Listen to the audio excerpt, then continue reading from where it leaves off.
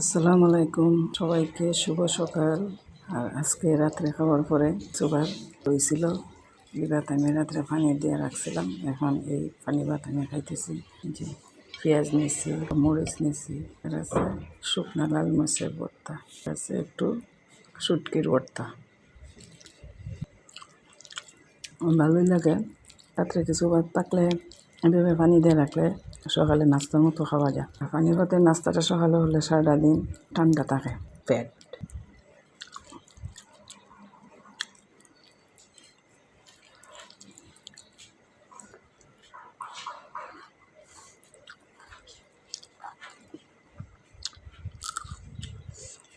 সামনে ঈদ, বাড়ির যাইতাম, তাড়াতাড়ি করতেছি, সব কিছু গুছাইয়ে বাড়ির যাওয়ার লাগে।